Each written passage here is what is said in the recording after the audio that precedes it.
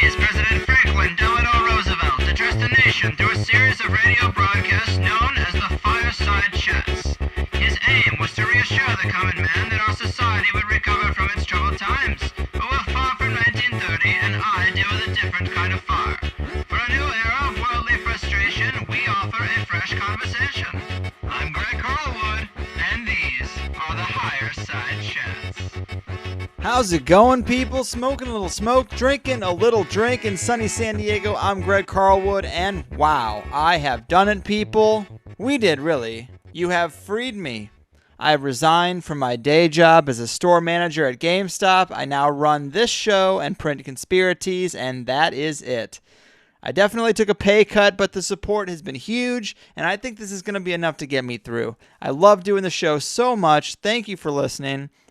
I love getting more and more people to explore wild ideas and fringe theories, and so really, I work for you now, and I'm happy to do so. If you go to our new subreddit, Higherside Chats, you can request guests and topics, discuss past shows, and we can have a little more of a community going, which I would love to see. And now I'm going to keep pushing to free more and more of you people from an unhappy cog in the wheel life, one money bomb at a time. And now that I have my freedom back, I can work on all sorts of little projects I've been putting off. It's a serious death and rebirth. Probably the most pivotal moment in my life. And what a perfect episode for this to align with. We've got Michael Ruppert from the film Collapse and the new Vice documentary series Apocalypse Man. And Mike's gone through a similar change himself. He's a real badass. He's one of my most respected people, and I was honored to have him on here. So let's get to it. Here's your higher education, and then we're on the other side with Michael Ruppert. Hi, everybody. Over the past month, I've been visiting towns across America, talking about what our country needs to secure a better bargain for the middle class. Some form of higher education. In a story that sounds like a prequel to Avatar, at least 8 people were killed when armed tribesmen launched an attack on Friday to stop maintenance crews repairing an oil pipeline that had been blown up last month in southeast Yemen. 6 soldiers guarding the crew and 2 tribesmen were killed in the assault, which succeeded in halting work on the line linking Yemen's oil fields to the export facility on the Arabian Sea. The pipeline, with a capacity of 120,000 barrels per day, was blown up twice in 2 days by unidentified assailants, disrupting an important source of revenue for the state. You can't do that. But these disgruntled tribesmen often carry out such attacks to pressure the government to provide jobs, settle land disputes, or free relatives from prison. Tensions between the government and tribes have been running particularly high since early December, when an important chief was killed in a shooting at an army checkpoint. Tribesmen in the area, of course, have denied carrying out the explosions, but have said they would not allow the government to make repairs until it handed over the soldiers who killed their chief. I would say this is totally reasonable. It seems a bit weird to think about how industrialized modern societies take this stance that, well, it's good for our people, it's good for the community, and they think that tribes are closer to animals than they are people, so who cares what they think? It reminds me of when I went to the Symbiosis Gathering, this desert festival, and there was a local Indian chief there talking about how when us white folks landed here, we set up this legal framework to own the land, and then we'd take Native Americans to court and ask them to produce a deed to the land, and of course they didn't have that. And so with courts and laws and judges and deeds, we pushed them off the land that they've always had, and we didn't have to feel guilty about it because what we did was legally okay. It was morally right because we had the paperwork. That's the little mental trick that they'll put themselves through to not have to own up to doing terrible, shitty things to people who are on the other side of the coin. Modern civilization says, well, we need this land. We need this pipeline. I'm sorry if it's not convenient for you, but unless you have some paperwork that says we can't put this here, then you can just go fuck yourself. Why don't you just go get a car and we'll give you a free tank on us? It's funny because we might think of laws and regulations as devices to provide fairness and freedom, but that's just the cover story. For people who make laws and regulations, they just provide that legal justification for doing whatever they want. I mean, our president right now is a lawyer. How's that working out? Another big thing people are talking about this week is this sudden influx in high-level millionaire international banker suicides, or at least ruled suicides. Now, we've had strings of this before, not much has happened, but it really makes some people wonder if a huge financial collapse is right around the corner. But here's the deal. 5 high-level guys in 10 days. Not conclusive of anything, but worth exploring. Mike Duker, who had worked for Russell Investments for 5 years, was found dead close to the Tacoma Narrows Bridge in Washington State. Probably jumped off. Then a former senior executive at Deutsche Bank, William Brokesmith, was found dead in his home after an apparent suicide. Then the next day, Carl Slim was found dead on the 4th floor of the Shangri-La Hotel in Bangkok. Police said he could have pushed it to the limit. You got it. Mr. Slim was staying on the Brody Stevens, sorry. Mr. Slim was staying on the 22nd floor with his wife and was attending a board meeting in the Thai capital. Then the next day, Gabriel McGee, a J.P. Morgan employee, died after plunging from the roof of its European headquarters in London. Then rounding out banker death number 5, which the police are again ruling a suicide, Richard Talley, the founder and CEO of American Title Services, has recently committed suicide by shooting himself in the head multiple times with a nail gun. Now, these are 5 major international bankers, and some are saying that it's because of increased pressure and investigation by government agencies, but I'm not so sure that bankers are ever going to be held accountable. So that sounds fishy to me. And suicide by nail gun to the head, also a bit hardcore for an old rich white guy. So weird as this all may be, I was following a thread on Reddit about these deaths and saw a very interesting post that was, I guess, trying to shed some light on what the culture is right now for these people. Check this out. A guy named Polite and White on the subreddit Far Right, very fitting, says, I work as a stockbroker for Piper Jaffray located in LA. What happened yesterday left me absolutely stunned in disbelief. I manage the portfolios for more than half of our richest clients, and my boss called me into his office and told me to cash them all out immediately. My obvious thought was that there was going to be a crash, but it sounded strange that he was so adamant about cashing them out. He clearly knew something, so I asked him what was up. He spilled the beans and said, look, we're going into a currency crisis. Major banks are going to default in the next 3 weeks. The stock market is going to go into a violent downward trend, not only here but around the world. The currencies of the world are going to move in every direction. There's no predicting which ones will be standing when this is all over. It will spill into the bond markets here, and it'll be interesting to see what the Fed will do. He warned whatever the Fed did was not going to be enough to solve any problem. When I asked him who told him this, my boss said he talked to a buddy of his who happens to be an executive at J.P. Morgan.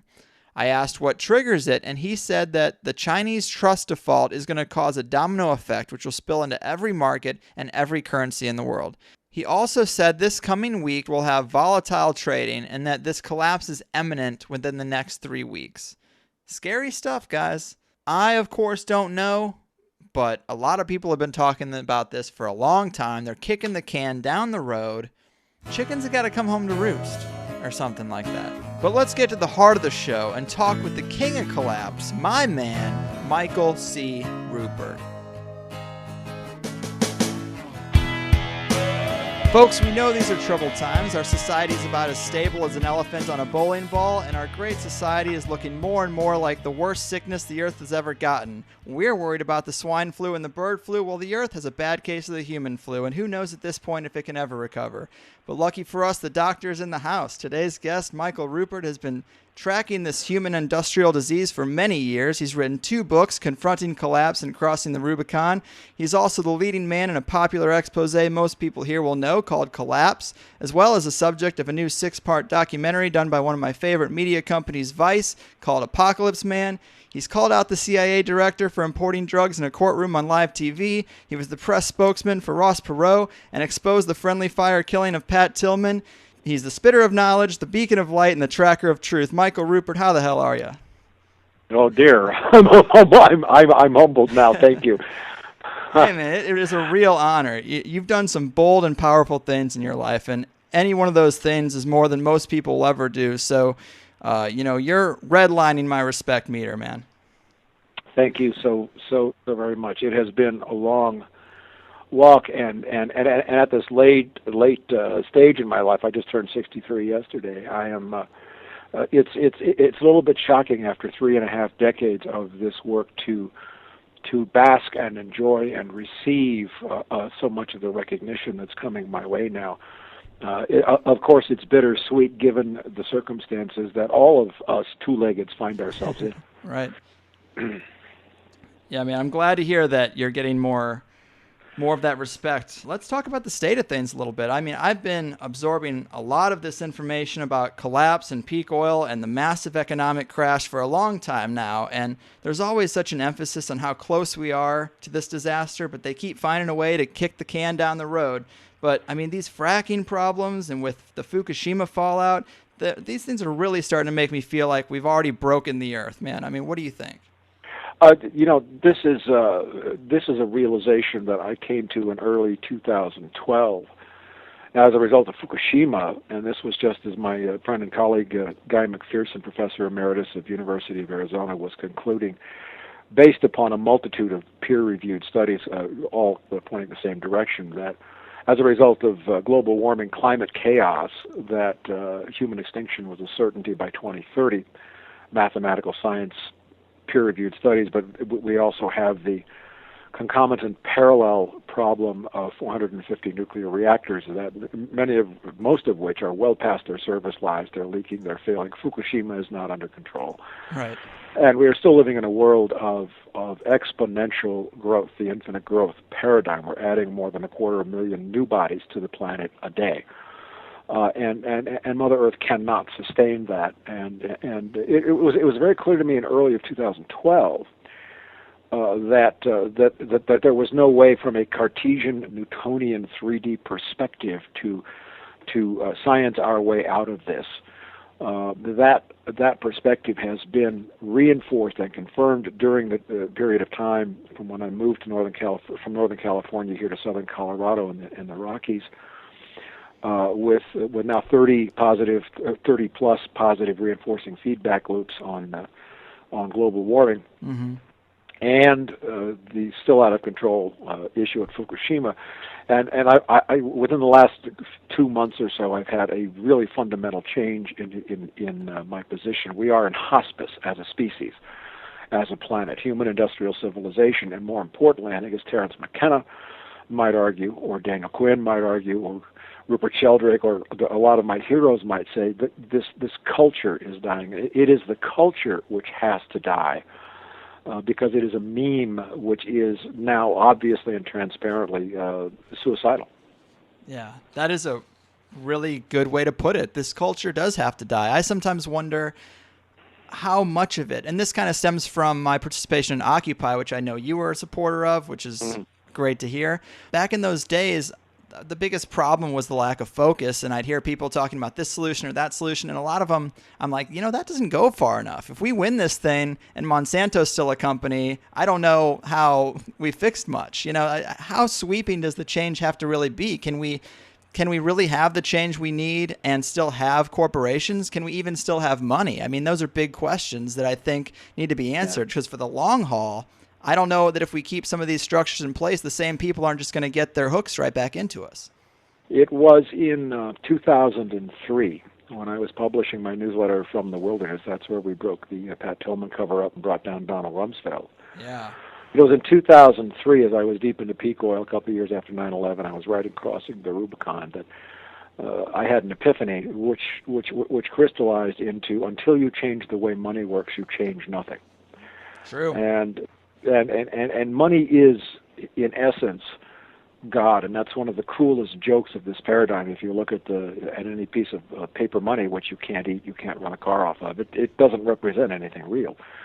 It says, "In God we trust," and the cruelest joke is that money has been and is still, for most people on the planet, God. Yeah, it is their religion. And with fiat currency, fractional reserve banking, and compound interest, it is by definition a pyramid scheme. And we know what happens to pyramid schemes the same way that we understand what happens to a species with unfettered growth, whether they be caribou or reindeer on an Arctic island or bacteria in a petri dish. You see this unfettered rocket ship hockey stick curve of population growth, followed by a complete collapse. And that is the point at which we find ourselves now. Well said, man. I actually sometimes wonder, a lot of the things that we've been taught that are innate to human nature, I think are actually products of our system. You know, they say like the competition and the dog-eat-dog world. I'm like, is that just because the only system we've ever known is this warped, capitalistic, crazy, money-hungry, perpetual growth system? Or is that really part of nature? Because I think it's the system. If we don't evolve beyond the system of currency exchange, we'll never really be free, because the monetary system gives us these warped incentives like planned obsolescence and consumerism and extreme waste. I mean, it really is hard to cooperate with people within the system of capitalism. Well, here I pay great tribute to people like Daniel Quinn and Graham Hancock, who is a friend who I have enormous respect for. Yes. First of all, it is a lie. An absolute lie. A paradigm is what you think about before you think about something. And if you automatically start your thinking from a point of competition, dog eat dog is the truth, you are trapped in a lie already. Science has abundantly shown us, and that's separate from the indigenous traditions which have persevered through all kinds of persecutions, that it's not competition that governs nature, it's cooperation that governs nature. That is, the species that survive are the ones who make themselves the most indispensable to all other species. That's the truth. That's the reality. The second most successful species on planet Earth today is the dog. Yeah. The dog. Man's best friend. Because it has cooperated, it has made itself useful and indispensable, whereas on the other hand, human behavior for, let's say, the last 10,000 years, and there was a fundamental break in human history, something epical, something spiritual, something archetypal, whatever word you want to use, happened to the human race between 7,000 and 10,000 years ago. Daniel Quinn would call it totalitarian agriculture, creating surplus. But man moved into a world governed by fear rather than love, and a world that was hypnotized into believing in separation. That there's a difference between man and everything else, and whoever wrote the first chapter of Genesis, calling man to go out and subdue the world, be fruitful, multiply, manage, have dominion. That's the fundamental evil which has to be cured in human consciousness. This is a crisis of consciousness more than anything else. Before there is any hope or any possibility, and with every passing day, that possibility diminishes, of our species and the web of life on this planet surviving. 250 species a day go extinct. The web of life is being torn to shreds. And mankind cannot exist out of that. From a Jungian perspective, I would say that what's happening now is that all of the shadows that the human race has not faced for 10,000 years are coming home now to either be faced, incorporated, and healed, or to kill us. Yeah, man, it is scary times. I definitely see that crossroads happening, but, you know, a lot of people talk about this awakening, and then I see the Occupy movement get swatted down like a mosquito, and that really crushed my spirits, man. But as a planet, people seem to be fighting back more than ever. It's really tough to know, because obviously there's a media blackout on this thing, so it's really sometimes hard to know exactly what's going on and to get a good view of the landscape. But I assume that you think people are waking up, right? Well, I am very much aware, because I am ever more in the public eye. And my Facebook page is hugely active, that yes, an awakening is taking place all over the planet. There are millions, perhaps even hundreds of millions of people, even perhaps 1 billion out of 7, who grasp that this current system is failing, it's destructive. You know, as Einstein says, you can't solve a problem by using the same system that created the problem. And so I am very much encouraged, however, from the Cartesian reality standpoint, especially now that climate chaos is making itself so abundantly clear all over the planet, we are also running out of time, options, and solutions. So this is indeed a prophetic time, and then I would have to weave in here the fact that I've also studied many ancient prophecies, those of Native Americans and indigenous peoples around the world, and this also does seem to be a time when many of those prophecies are being fulfilled. Yeah, that's a trippy element to the whole thing too. And I mean, obviously we just went through 2012, which was apparently a lot of people thought that was going to be something, and maybe in the grand scheme of things, on a grand timeline, maybe it was the start of something that hasn't manifested yet. The Mayans, and this is part of the lie. The meme, human industrial civilization for 10,000 years has systematically persecuted, murdered, massacred, tortured all indigenous cultures it could find, because, let's say in Daniel Quinn's terms, these were the peoples who did not participate in the Great Forgetting. I love Quinn's statement that humans have been here for 4 million years, but in this world that we live in, everything prior to 10,000 years ago, we just tie up in a bow called prehistoric and discard it. Mm-hmm. Well, that's not true. Mankind lived on this planet successfully, happily, for hundreds of thousands, at least, years without war. And some of the great archaeological finds, like Göbekli Tepe in Turkey and many others, show us civilizations and large cities with monuments that were built 10, 12, 15,000 years ago in prehistory, but there are no evidence of battlements, there's no evidence of war or warriors. And in Native American tradition and some of the indigenous cultures, they all talk about an old time when nobody knew what a warrior was, because nobody knew what war was.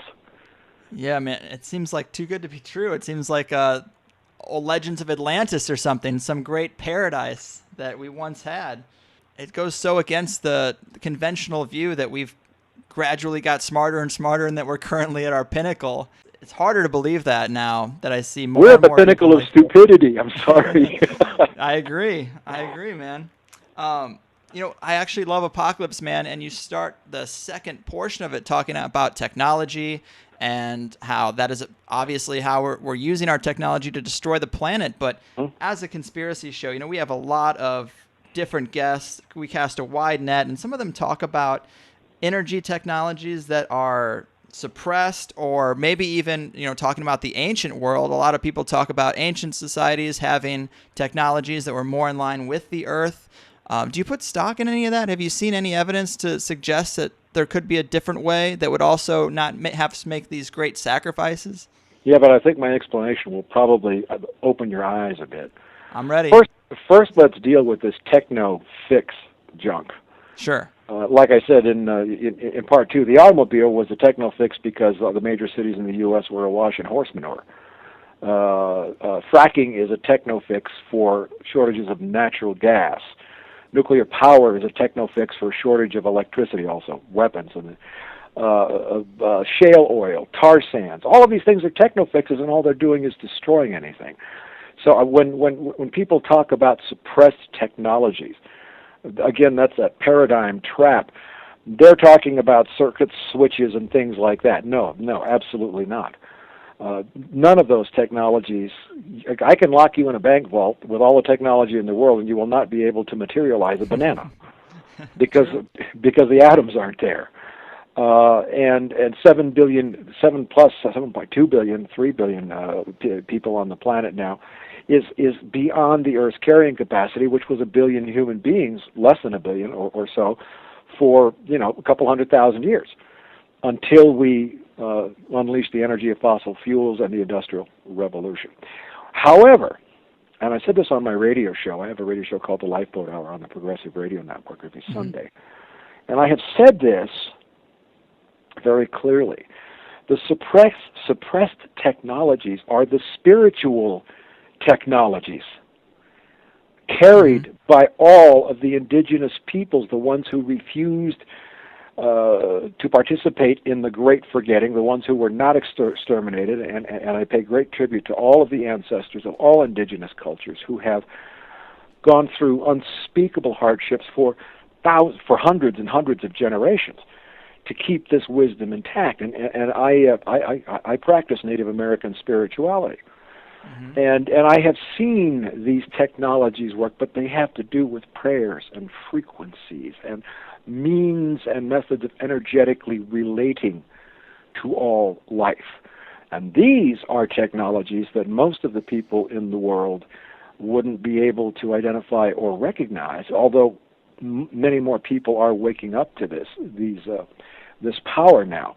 But it all comes from healing the fundamental belief that man is separate from the rest of the universe, which is something for us to manipulate. Yeah. We need to cooperate rather than compete with the physical world. I totally agree. I mean, I guess one big thing that skeptics point to that say, when I bring this stuff up or something like resource-based economy, they say there aren't enough resources to go around. And I say, well, I think that might just be a manipulation. Absolutely not. No. We're running out of fresh water all over the world. They are consuming fresh water tables, destroying rivers for tar sands, for fracking, for shale gas or so-called shale oil, so-called tight oil in North Dakota.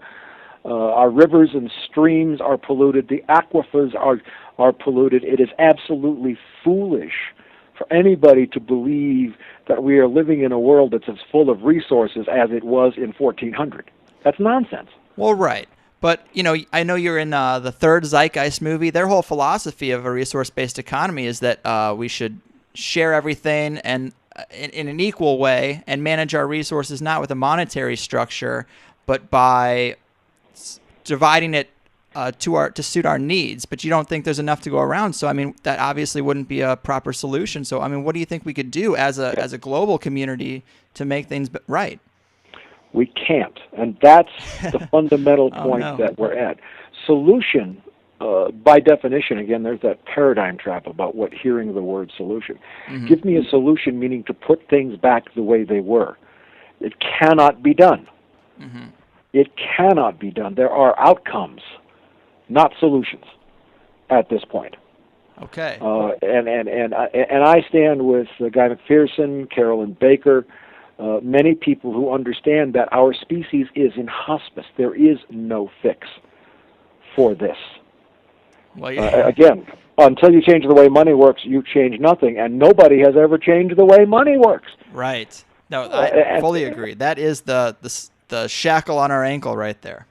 And it is delusional at this point when we live in a world with governments, especially the United States government, that are so absolutely, completely corrupt, venally corrupt. It is foolish to believe that governmental system or economic system is going to relieve itself. And the Pollyannas who say, well, positive thinking will solve everything, they are going to have. Terence McKenna used the term, it's going to be a fire in a madhouse when he talked about the eschaton. And they're going to face the fire in the madhouse. There is a growing movement of people around the world who understand that the human race's time on this planet is ending. Species go extinct all the time. True. So, I guess what would you advise to people then? If there isn't really necessarily a solution, what do you think could be our most positive outcome? Well, first of all, I and so many of us, so many of the great thinkers, and here I include all the names that I've mentioned before, from McKenna to Hancock, all of them, do not believe that the 3D Cartesian reality is anything more than a prison cell in which we have been imprisoned. So our liberation from that prison cell is at hand. I do not believe in that when a human being dies, that's the end of everything. Of course, again, right. That's the Jungian shadow. That's the ego presenting itself, and it is from that place of protecting and preserving the ego that all of this carnage and horror has come. So, what is happening is that, first of all, there is a tremendous resurgence in an interest in indigenous spirituality, the ways that have been kept for tens of thousands of years, because that's a fundamental truth. Mm-hmm.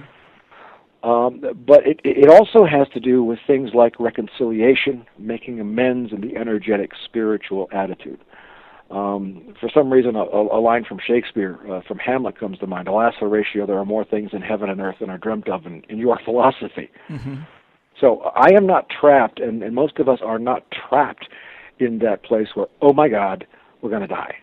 And that's the end of everything, and we have to frantically blah, blah, blah. Well, we're living in a world that's been living that way until the credit line is exhausted. We've exhausted the credit line of Mother Earth. Mm-hmm. But what I know from my own spiritual practice, and also from experiences with ayahuasca, DMT, and mushrooms, that there is a wonderful reality that exists outside our consciousness. Mm-hmm. And that's why there's also a tremendous interest in DMT and ayahuasca now. A growing interest in that. I mean, I stand with Graham Hancock and Joe Rogan and Terence McKenna on those pages because I've experienced it. But I cannot offer you a solution that will do anything to restore a world like we knew in 2007, before the economic crash of 2008. Mm-hmm. They just use that as an arbitrary benchmark. That world is never, ever, ever coming back. Wow.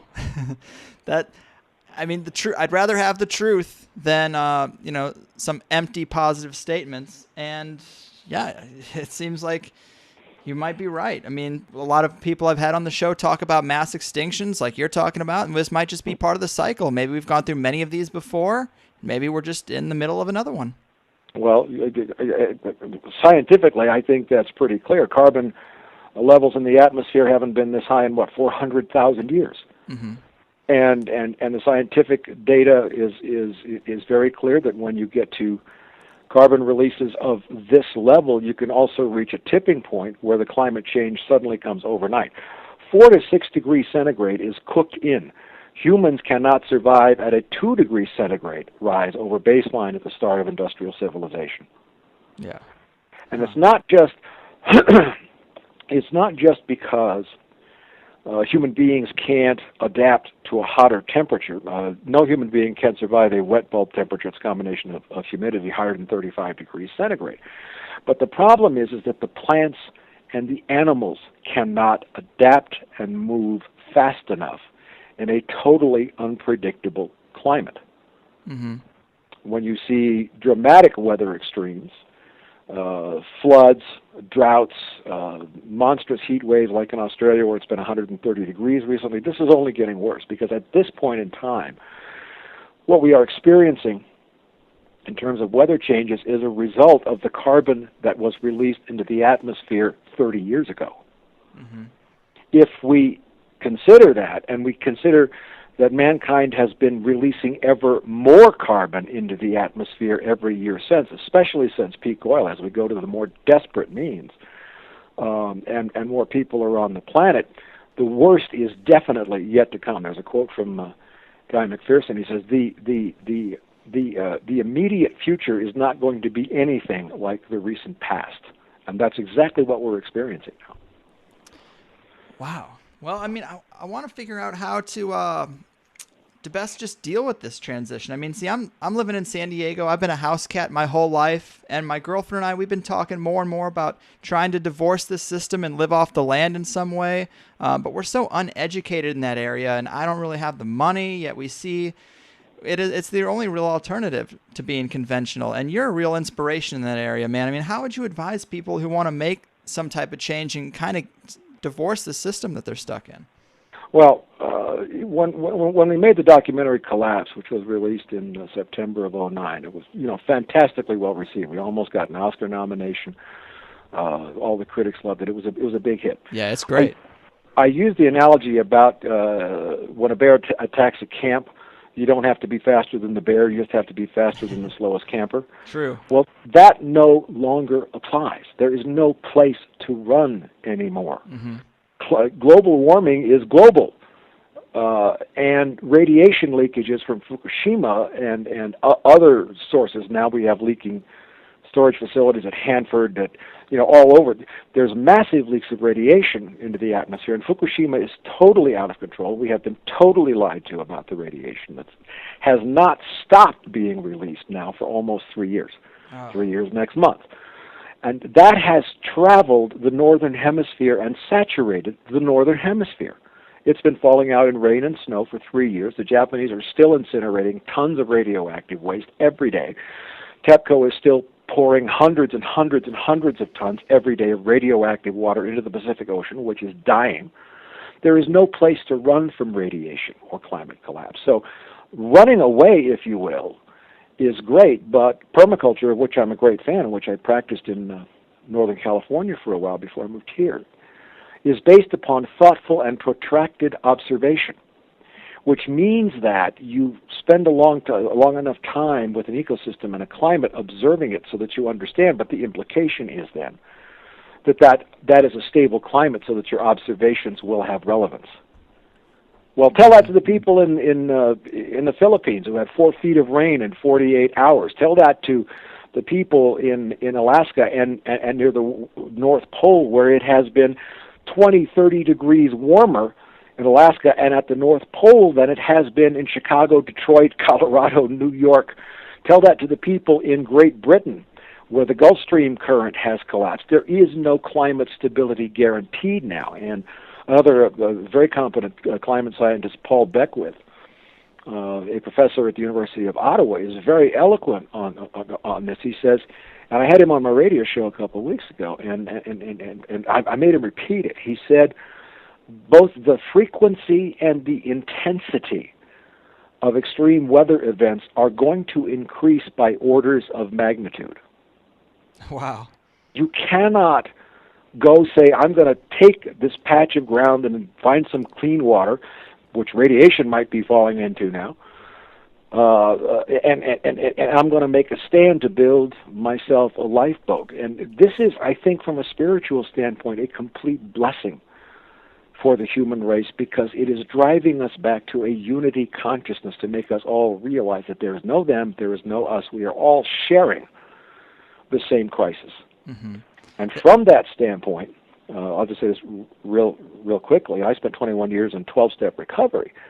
To summarize what 12-step recovery says, and almost all mystical paths say, apart from a spiritual solution, can I cuss? Absolutely, please do. Apart from a spiritual solution, we're fucked. Yeah. I guess what's sad to me, though, is that I get very hopeful about the prospect of people coming to this spiritual realization, going back to, trying to form self-sustainable communities, going back to the earth. But, it seems like you're saying that go ahead and do that, but we're still all fucked. Yes. Now, here's the great question. And I think this is so important. The question is energetically how we face what's coming. Mm-hmm. From what energetic standpoint and frame of mind we face this standpoint. I would agree with Guy McPherson. I don't see any possibility of saving the human race. There's a distinct possibility, unpredictable from a Cartesian measurable computer program standpoint. Some humans may survive. There have been other mass extinctions of humans before, 4 suns, as the Hopi or the Mayan would say, when the human race reached a certain point and there was a wipeout, and yet a few survived. There is no way to calculate who that might be. Right. But what's critical now is what our consciousness does as we face this, because I believe Terence McKenna had a great line, and I cannot thank him enough.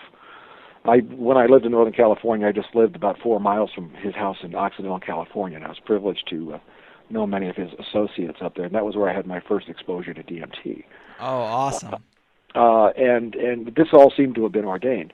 But what he said was, we are, this fire in the madhouse, this chaotic situation is the way it always is when a species gets ready to evolve and leave for the stars.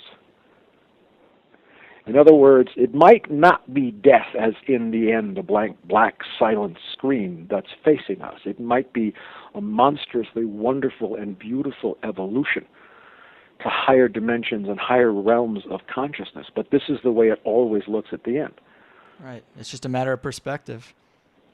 And a matter of experience.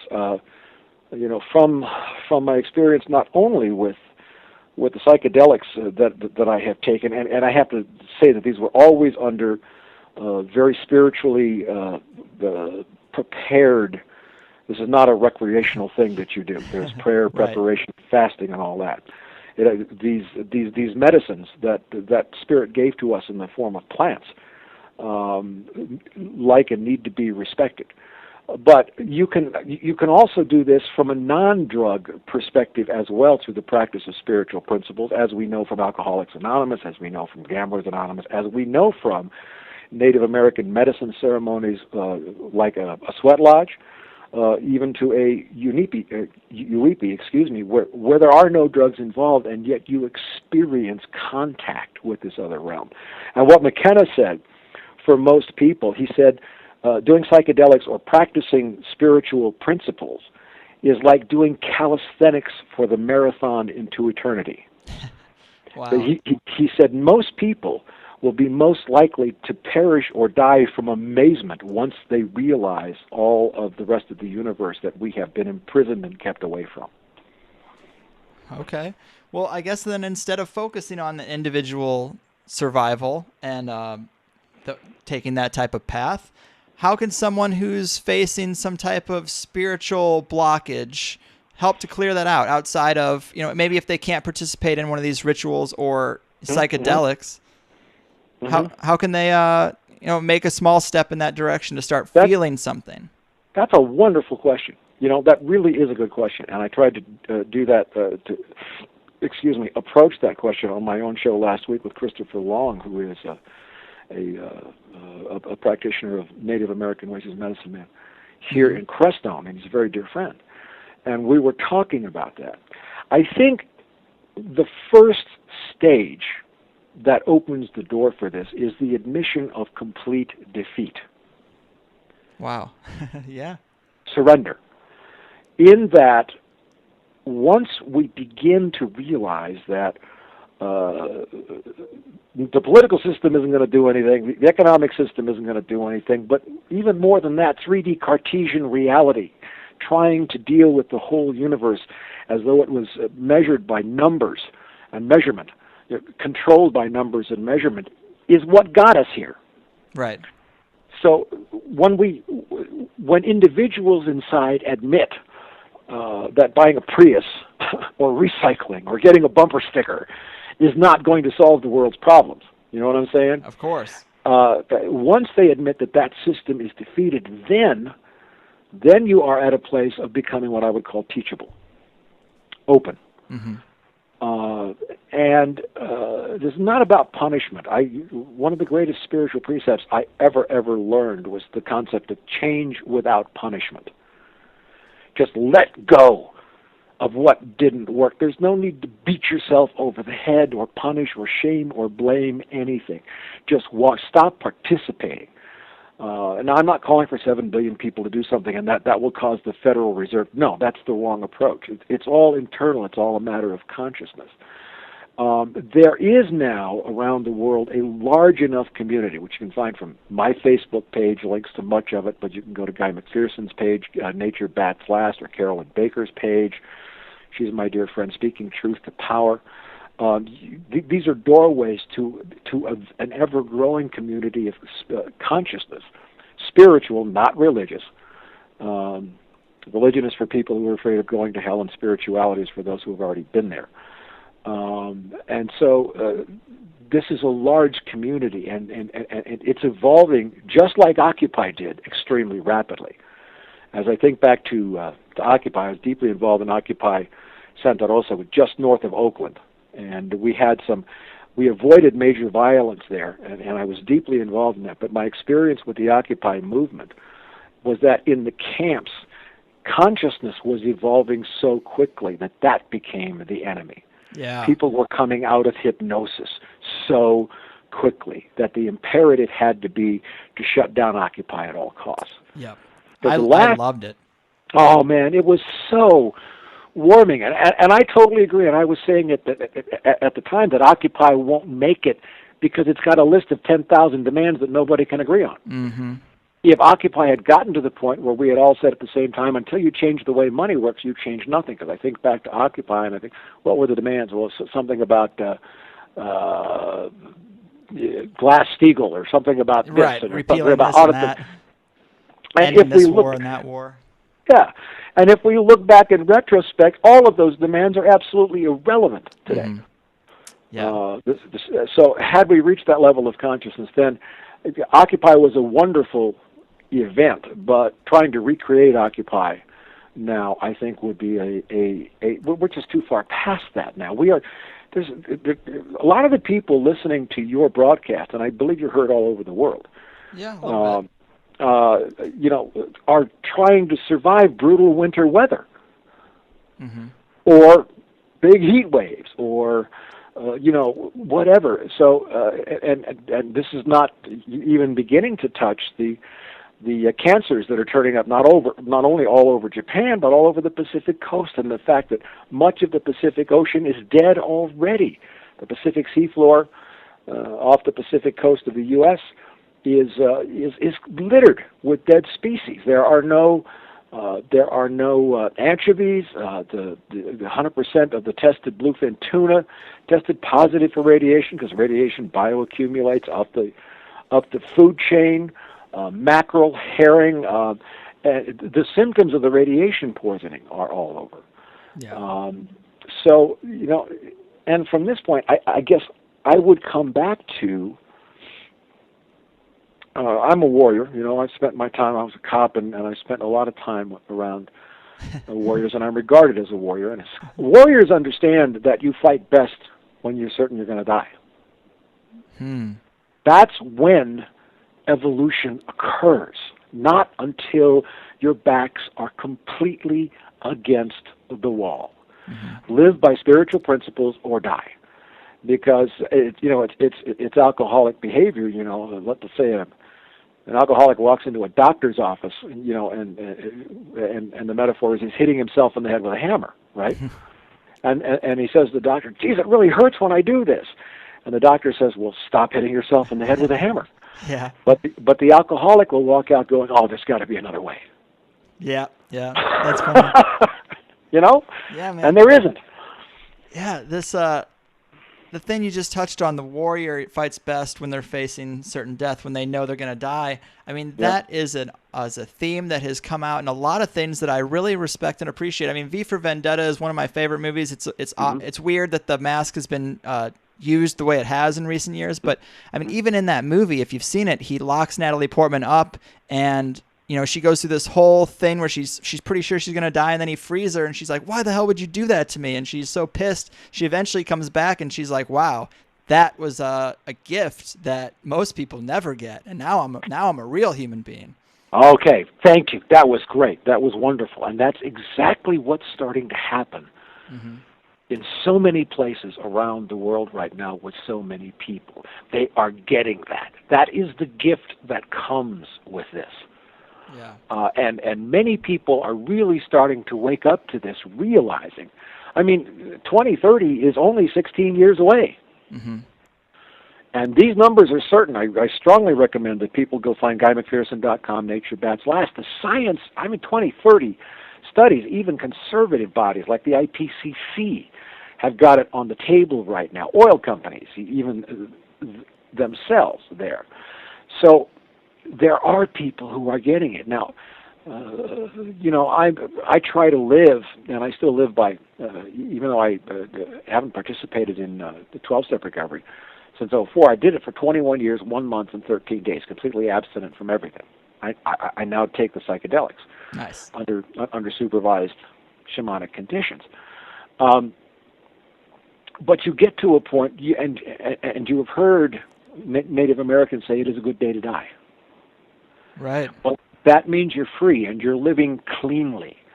and clearly. You'll put yourself in right relation with all things. You have gone back for your life. You've cleaned up stuff that you maybe put off.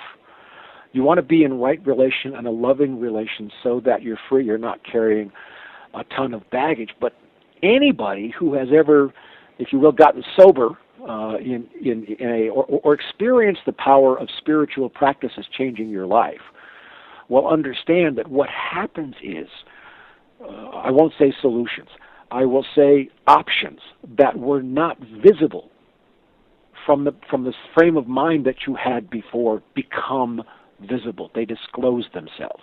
Mm-hmm. Einstein and Carl Jung, who I have enormous respect for, both said the same thing. Once you know there's a God, it doesn't matter whether you believe in one or not.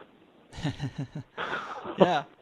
And it's that experience of the spiritual reality, which is a universe that the human race has been systematically locked away from, imprisoned, if you will. And George Orwell was so right. We are, in the Keepers of the Paradigm and the meme, our own jail keepers in a jail without bars. Mm-hmm. Man. And the idea is to step out of the jail, which is an act of consciousness. It's all inner work rather than outer work. Yeah, that seems to be the big evolution of the conspiracy movement, the conspiracy researchers, the people I've been talking to is, first, you identify the problems and you're looking at the corruption and there's rebellion and struggle. And then there's finally this spiritual acceptance. And I guess I'm a little young. I'm not there yet. I'm still trying to fight this thing. But, Duncan Trussell is a great comedian. He's a friend of Joe Rogan's. He's on that show all the time.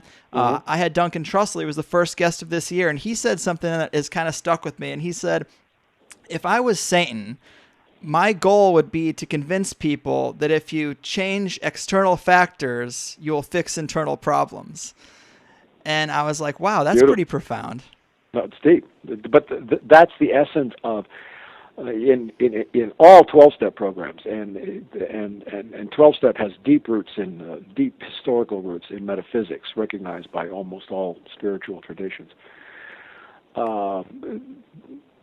The serenity prayer is universal. God grant me the serenity to accept the things I cannot change, the courage to change the things I can, and the wisdom to know the difference. When the spiritual awakening has occurred, one realizes completely that the things that you cannot change are the things outside of yourself. Right. And the only things that can be changed are your own attitudes and consciousness. Yeah.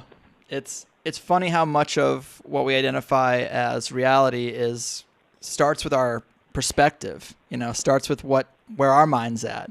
Mm-hmm. So yeah, I totally agree. I guess I grew up Catholic. I kind of resist anything that resembles religion and spirituality. I understand they're different things, but I guess I just have a hard time talking about it. It just seems kind of outside of myself still.